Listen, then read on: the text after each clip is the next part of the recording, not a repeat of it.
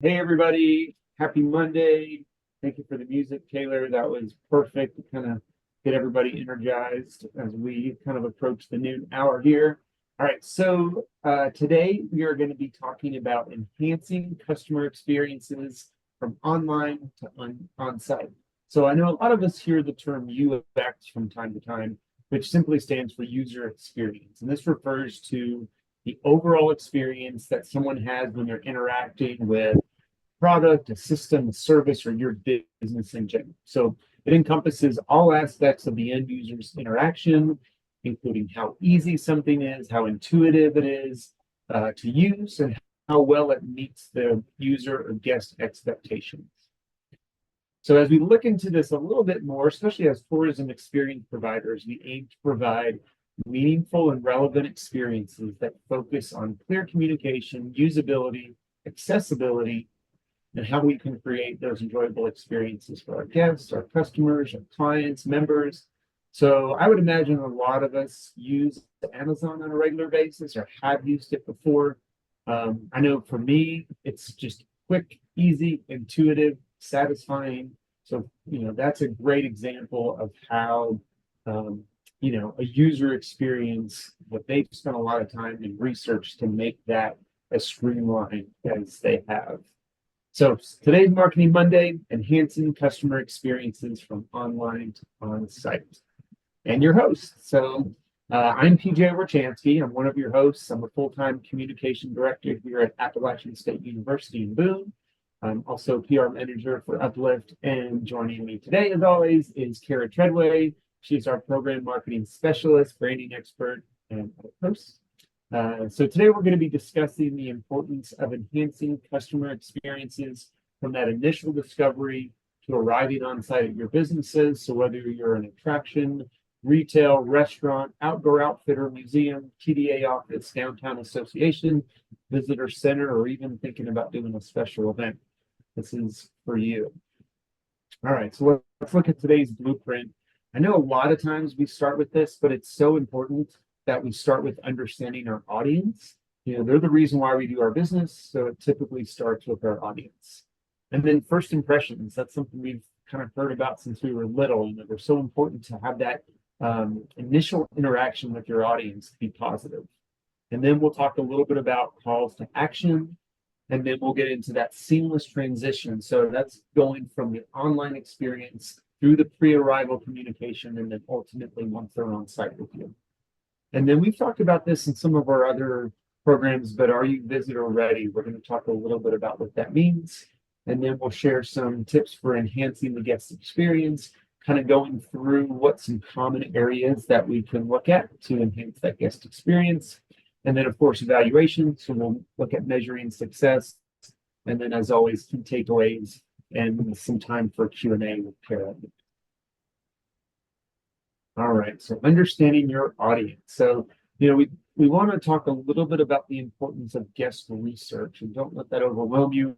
Really, it's something as simple as getting that feedback. You want to be able to look at elevating and enhancing the user experience, and this helps us to understand your customer needs, the preferences, the pain points, what they like, what they don't like, as it pertains to your business, service, or offering. So some methods for gathering feedback, that includes feedback requests and surveys. It could be a Google form.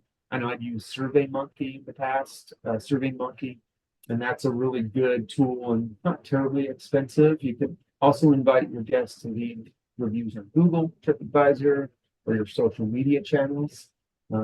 Just be mindful that regardless of how amazing the experience is, there's usually going to be that one person that wants to complain about something just to complain. So, but usually when it's such a small percentage, it's still worth asking everybody to share their experience with you. You can also offer an incentive for their time. Maybe it's a value added or a special rate on a future visit.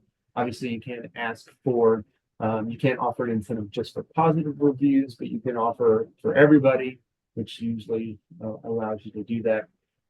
And then just part of your day-to-day operation, guest interaction is key. So be sure to incorporate some guest interaction for you, or if you've got a manager or a highly trained staff member, the easier that you can make it for guests to share their honest opinion with you, the more likely you are to gather that meaningful feedback.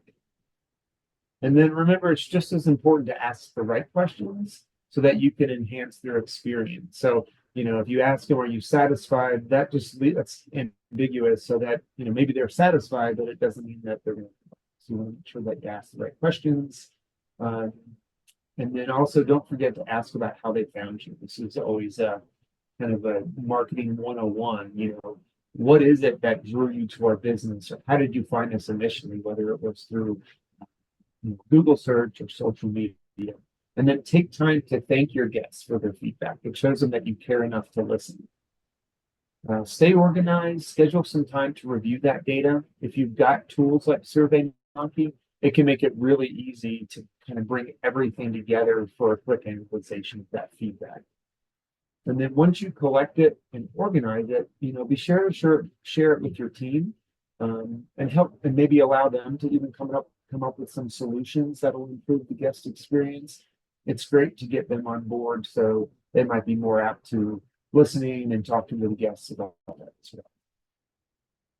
All right, so things always start with those first impressions. Typically, it's going to be online or on the website. That's typically that first impression. Think of that as easy for first-time users to understand what your purpose is. I don't know if you all have done this, but you ever get to a website where you're just like, what? I'm not sure what they're advertising, what they're trying to do. You just want to make it as simple as possible.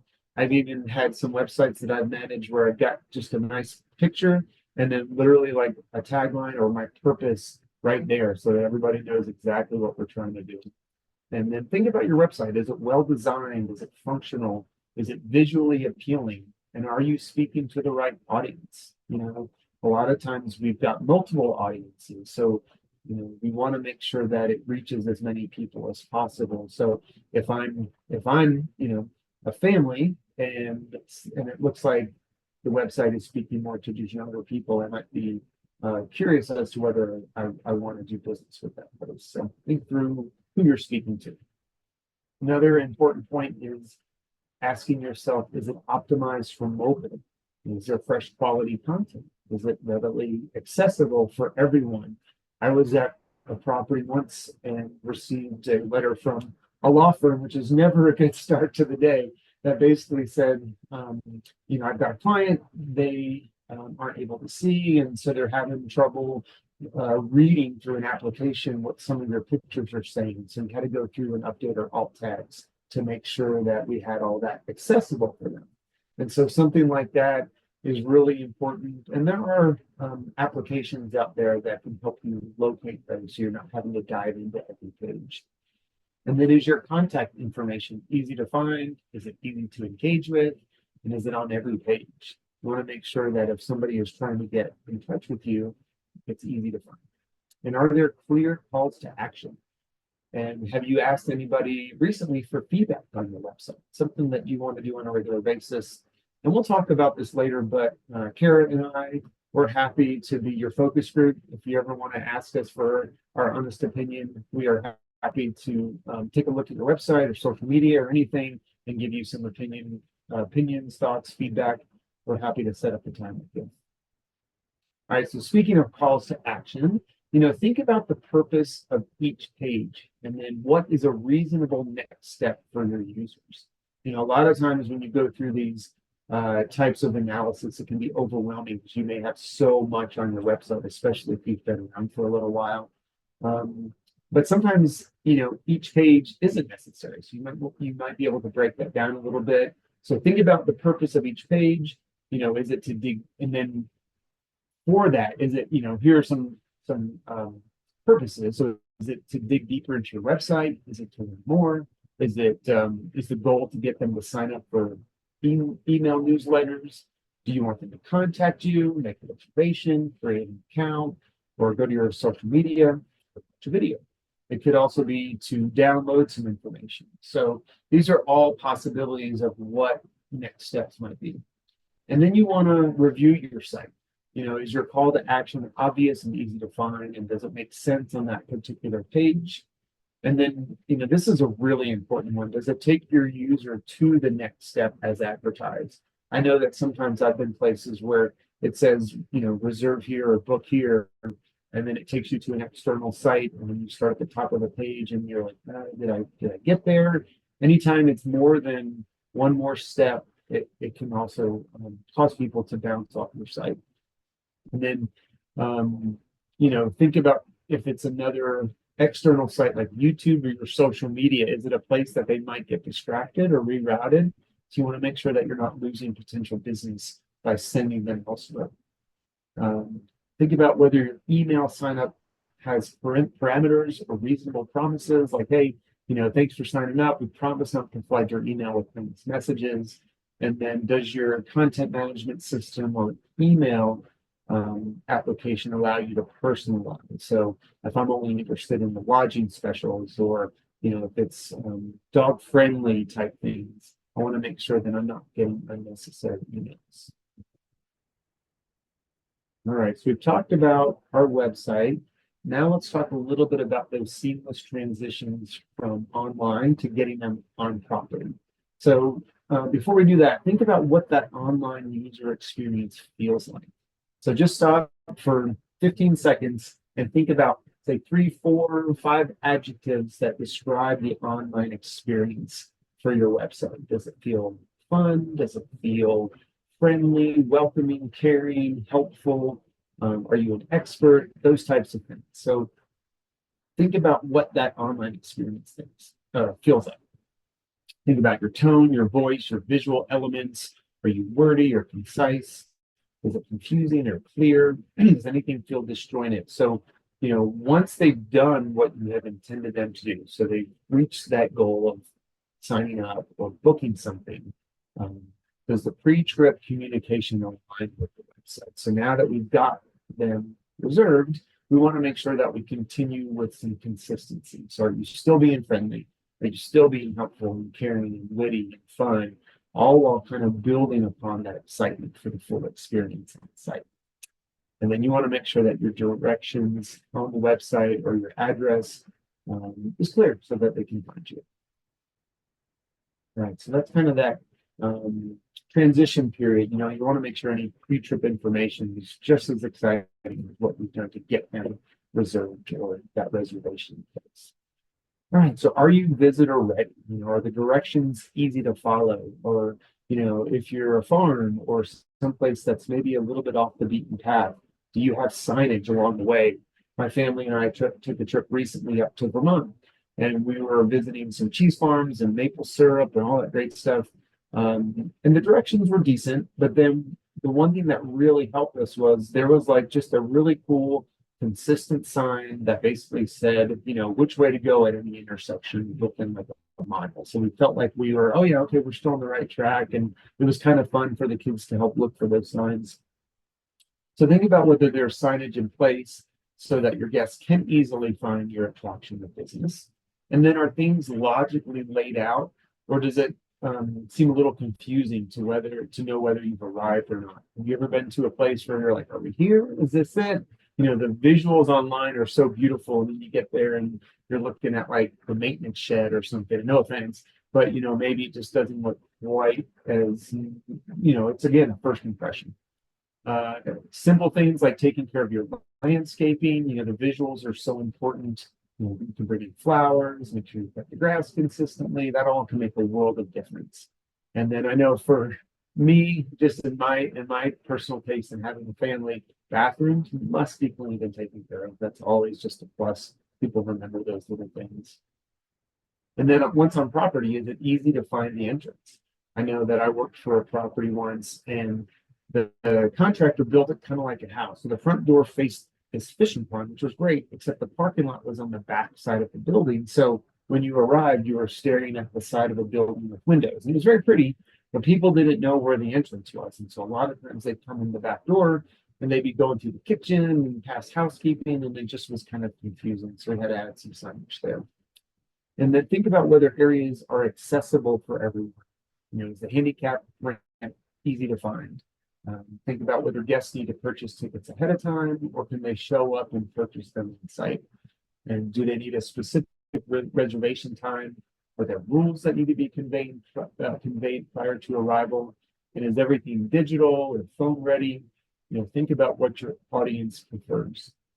You may have some guests that show up with a printed version of their ticket and others that use their phone. So, you might be spanning multiple generations that have various expectations. So you want to be open to that. And then is there a lot of information to communicate to help set those expectations? And can that be simplified so people don't feel like there's just too much to try to remember? And is there an opportunity to invest in interactive elements that might improve the user experience? And then, as far as training goes for your staff, are staff trained to communicate just like you? And then do guests feel welcome and appreciated, or do they feel like they're being told what to do? All right, so let's look at some tips for enhancing the guest experience.